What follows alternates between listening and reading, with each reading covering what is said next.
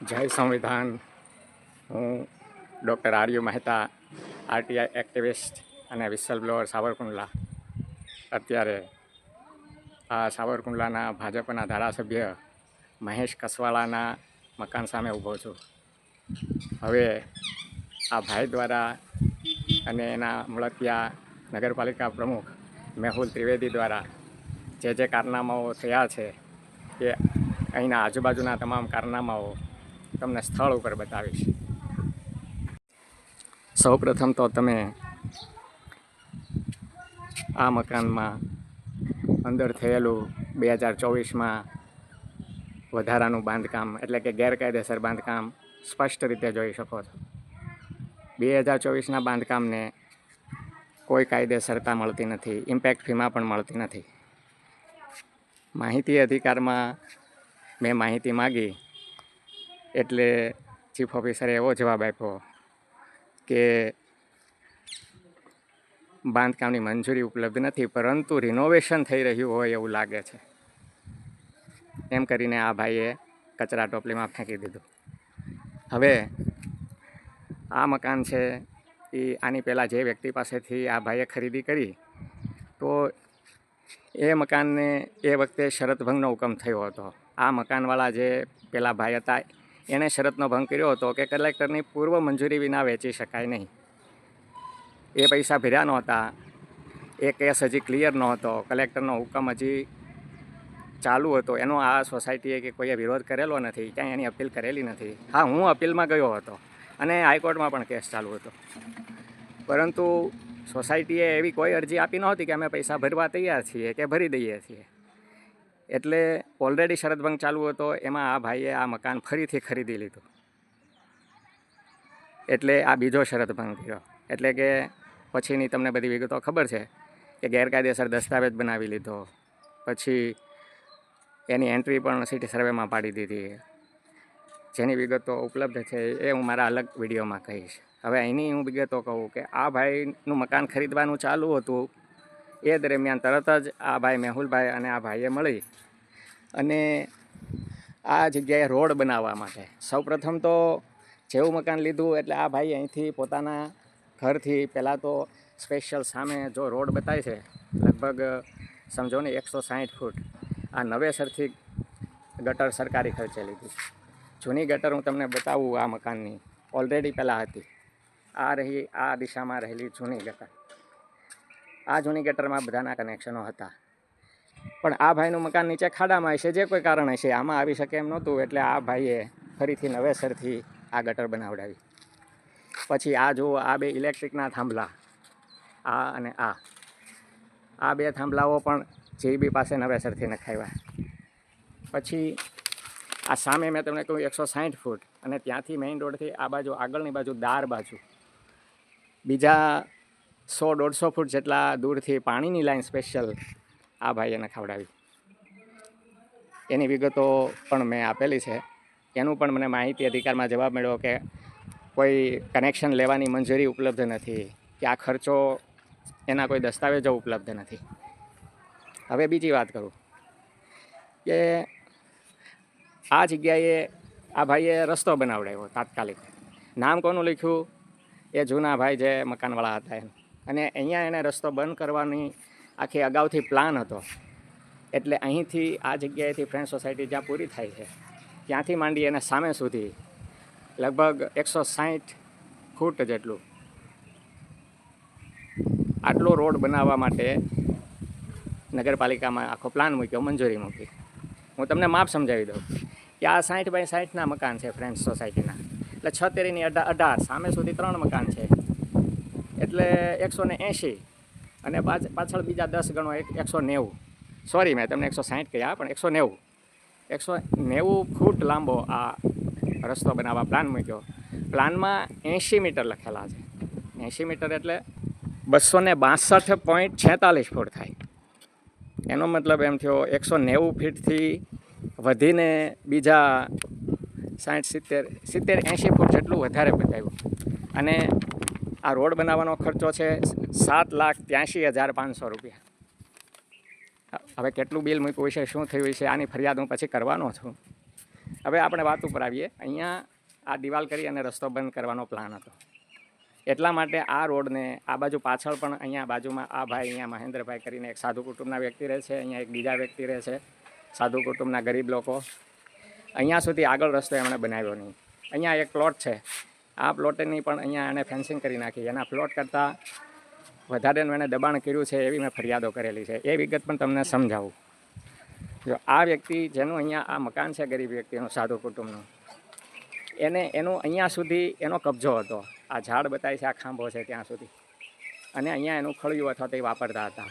આ દિવાલ બનાવવાની હતી એટલા માટે આ ભાઈ પેલો ભાઈ ચીફ ઓફિસર, જેની હું પછી વાત કરીશ, બોરડ મેહુલ ત્રિવેદી, અને આ ભાઈ ધારાસભ્ય, એને આ દિવાલ બનાવી નાખી. અને અહીંયા આ વ્યક્તિ જે બાવાજી કુટુંબ છે સાધુ કુટુંબ, એનું ફળિયું લઈ લીધું અને અહીંયા રસ્તો હતો. પછી દિવાલ નીકળી ગઈ એટલે આ રસ્તો એમને હતો, એટલે આ પ્લોટવાળાએ અહીંયા આવીને અહીંયા ફેન્સિંગ કરી દીધી. હવે એની જમીન કદાચ આ બીજા ખાંભા અહીં સુધી છે. અહીંયા સુધી તો આ જે સાધુ કુટુંબનું અહીંયા સુધી તો કબજો અને ફળિયું હતું. તો જો એનો પ્લોટ હોય તો એણે આ લોકો પાસે દાવો કરીને ખાલી ન કરાવ્યો હોય. આ બીજી વ્યક્તિએ ખરીદ કરી અને અહીં સુધી આ દબાણ કરી નાખ્યું. કોની કૃપાથી તમે સમજી ગયા છો. હવે હું આ રોડ ઉપર વાત કરું તમને કે આ દિવાલ આ ભાઈએ લોકોના દબાણમાં અથવા તો લોકો સુધી આ વાત ગઈ એટલે પોતે રાતના અંધારામાં દૂર કરવી પડી. પછી આ રોડ એમણે મેં કહ્યું બનાવવા માટે એનો પ્લાન મૂક્યો. એમાં 20 ફૂટનો રોડ આ તમે જોઈ શકો છો, અને આ 3.25 ફૂટના પેવિંગ બ્લોક આ એમાં મૂક્યા. સાવરકુંડલામાં ઘણી જગ્યાએ રસ્તાઓ બને છે, બાજુમાં આવા પેવિંગ બ્લોક આપે છે ક્યાંય? જે લોકોના ઘર પાસે રોડ હોય એની પાસેથી પૈસા ઉઘરાવી અને આ બાજુમાં પેવિંગ બ્લોક નાખવામાં આવે છે. હમણાં હું આના બીજા રોડ પણ તમને બતાવીશ એમાં શું ચાલે છે. હવે આ રોડ 20 ફૂટનો અને આ 3.25 ફૂટની આ જેણે પેવિંગ અહીંયા નાખ્યા આ બ્લોક, તો અહીંયા સુધી અહીંયા આ લાઇન સુધી અહીંયા મારી ફેન્સિંગ હતી.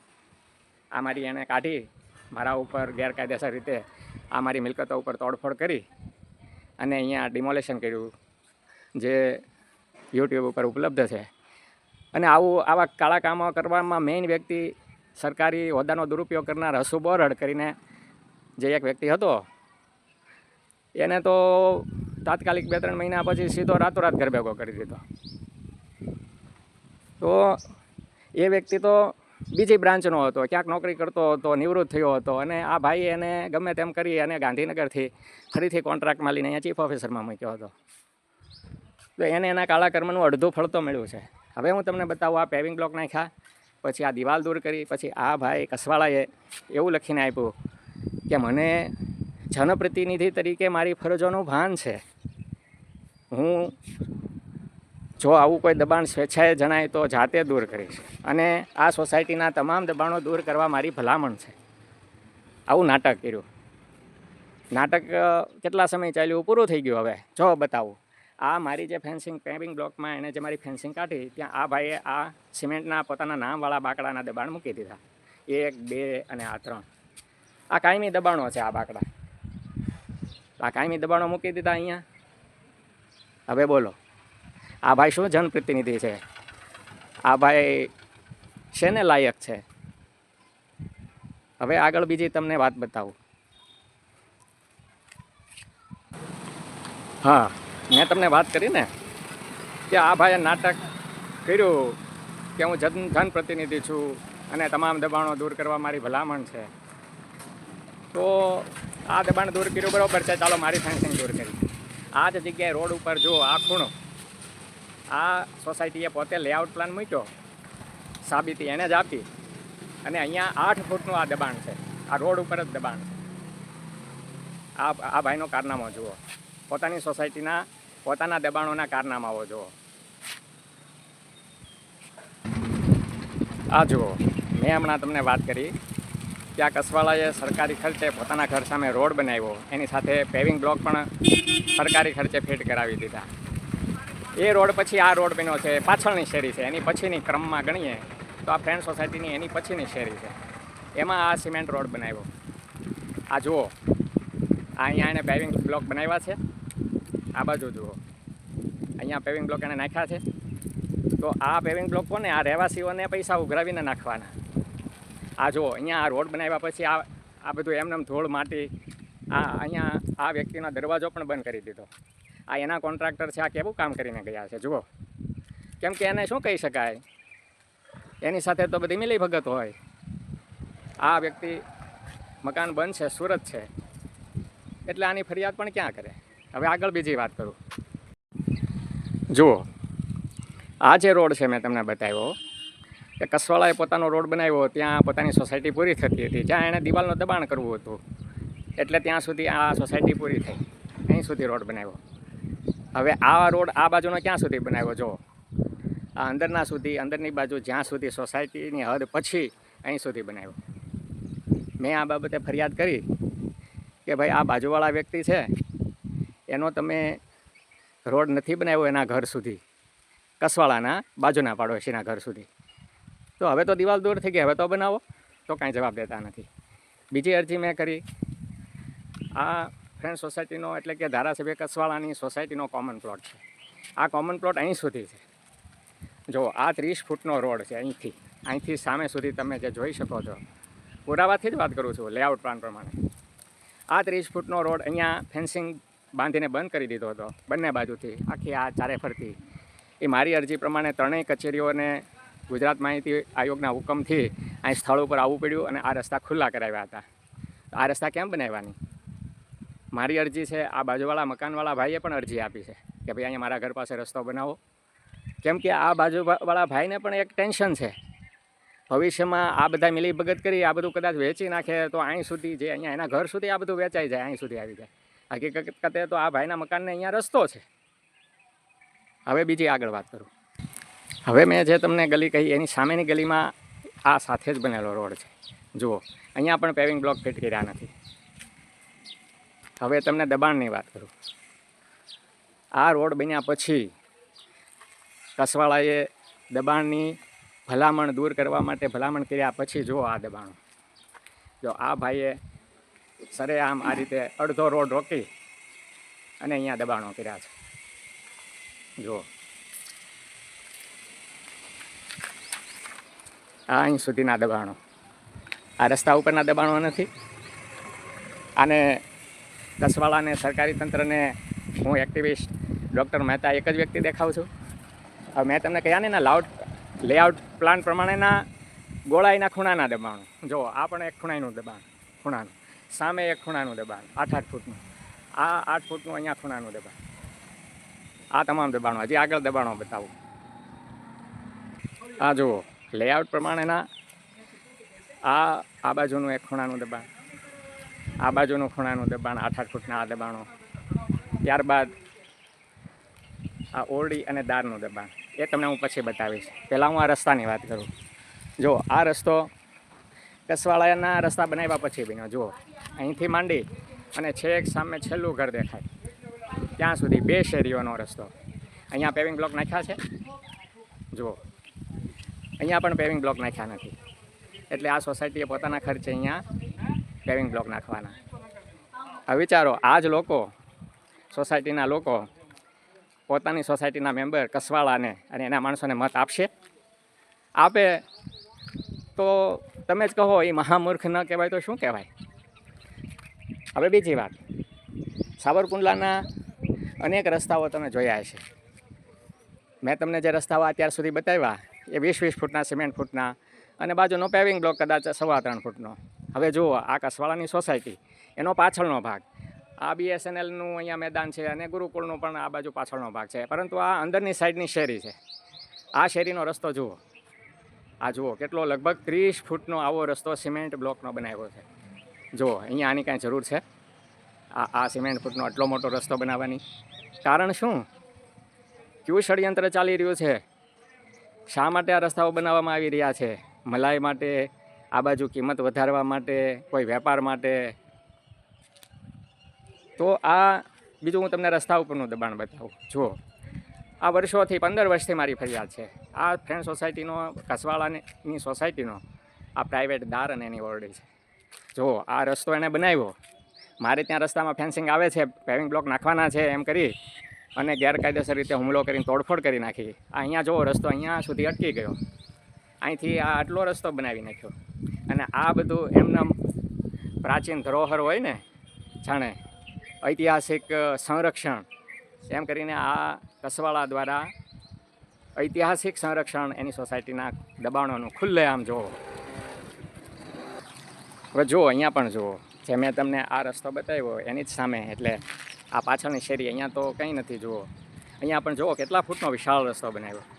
તમે કાંચી બાપુની જગ્યા અથવા તો ધના બાપુની જગ્યા પાસે રસ્તો જોજો, ત્યાં અનેક લોકો ચાલે છે. અમરેલી રોડ છે, ત્યાં નાનો એવો રોડ બનાવ્યો છે, કોઈ પેવિંગ બ્લોક નથી ફિટ કર્યા. જો આ શું ચાલી રહ્યું છે? પોતાની જાગીર સમજીને આ બધું ચાલી રહ્યું છે. હવે આ રોડની તમને ક્વોલિટી બતાવું. જગદીશભાઈ ઠાકોરે તો વિડીયો મૂકીને ઘણા બધા કૌભાંડો બતાવ્યા, રોડની હાલત બતાવી. આ હું પણ તમને બતાવું. જો આ નવો બનેલો રોડ તિરાડોવાળો, જો ક્યાં સુધી આ કેટલી તિરાડો છે. આ બધી સિમેન્ટ ક્યાં ગઈ? જો આ BSNLના ઢાળમાં આ રસ્તા ઉપર જુઓ, આ તિરાડો જુઓ, આ જુઓ. હું ફરિયાદ કરવાનો જ છું. અમરેલીમાં ભાજપના એક મંત્રીએ મોટી બડાશ મારી કે તમામ જિલ્લાના તમામ રોડના નમૂનાઓ લેવામાં આવશે લેબોરેટરીમાં અને તપાસ કરવામાં આવશે. પ્રોપેગેન્ડા, લોકોને ભ્રમમાં રાખવા. હું તમને જણાવીશ કે હું અરજી કરીશ તો શું જવા મળ્યો. જુઓ આ તિરાડો, જુઓ આ પાછો હું અંદરની બાજુ તમને બતાવું છું. ફ્રેન્ડ સોસાયટીના પાછળના ભાગે જો અહીંયા તિરાડો, આ રોડને જુઓ. જુઓ આ બીજી તિરાડો, આ જુઓ. જુઓ આ જ રોડ ઉપર જુઓ, આ પાછી મોટી તિરાડ, આ જુઓ.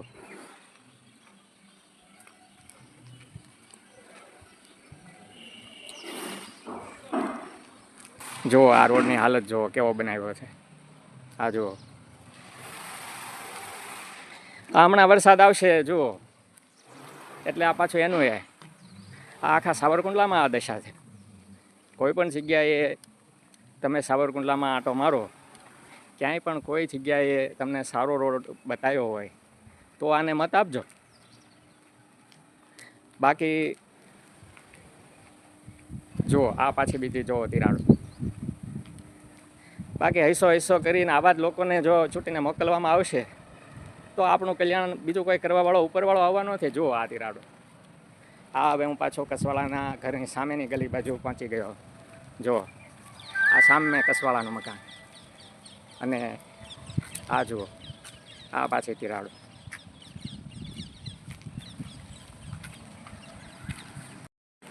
હવે છેલ્લી વાત કરું, આ સોસાયટીમાંથી પસાર થતો આ પેવિંગ બ્લોક, જો આની કન્ડિશન કેવી છે, આમાં કાંઈ વાંધો છે?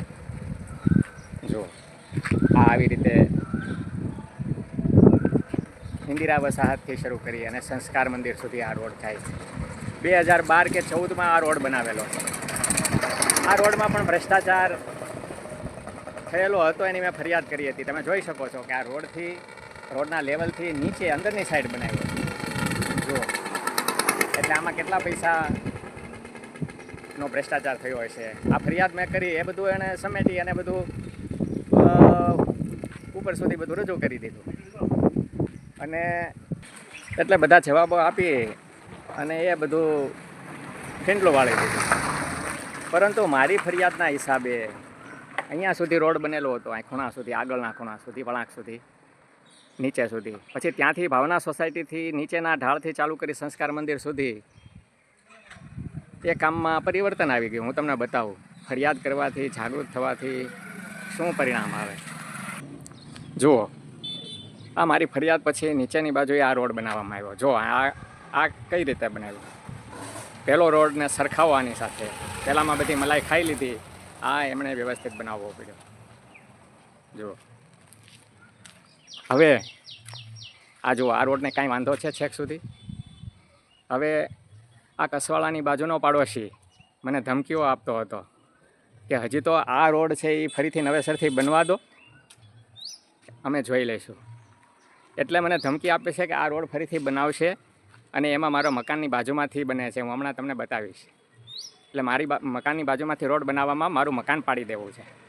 એટલે આ ધારાસભ્ય કસવાળા એનો ષડયંત્રમાં આ રોડના નામે મારી ઉપર કાર્યવાહી કરવી, મારા ઘર પાસેના વૃક્ષો ઉખેડી નાખવા, એવો આખો પ્લાન એના મગજમાં હોય એવી પૂરી શક્યતા છે.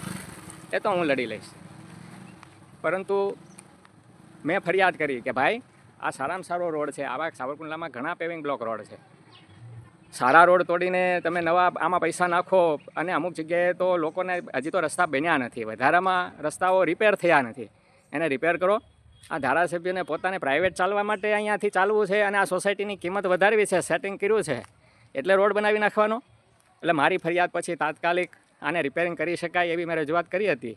એટલે જુઓ આ રિપેરિંગ કરી ગયા, જુઓ અહીંયા રિપેર કર્યું, જુઓ આ રિપેર કર્યું,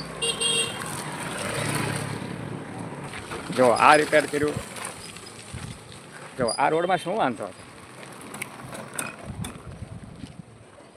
આવી જ રીતે પૈસા લોકોના બરબાદ કરવાના છે.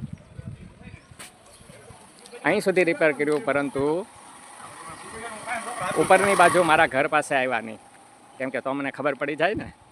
પણ મને તો ભાઈ હું અહીંથી મારા રસ્તામાં નીકળું એટલે મને ખબર પડી જાય. તમે મને જવાબ ન આપો તોય મને તમારે ત્યાં શું થાય છે એ બધી મને ખબર પડે. જુઓ આ મેં કહ્યું ને એ પેવિંગ બ્લોકવાળો રોડ, અહીંથી આ મારું ઘર, જુઓ આ મારા ઘર પાસે થઈને આ રોડ નીકળે છે. હવે આ ભાઈ કસવાળાના પાડોશીએ જે મને ધમકી આપી કે આ રોડ હજી થવા દો, એટલે આ રોડને જેમ અહીંયા એને પેવિંગ બ્લોક નાખવા માટે અંદર સુધી મારા મકાન મિલકતોની તોડફોડ કરી, એમ આ ભાઈને હજી એવું અભિમાન છે કે એના નેતા લીડર સોસાયટીના કસવાળા એ આ રોડ બનાવતી વખતે આ મારા મકાનોને તોડી પાડશે. આવી ધમકીઓ મને આપે છે. મેં તમને કહ્યું ને, યાદ રાખજો આ કસવાળાને. એના મકાનનું મેં તમને બતાવ્યું.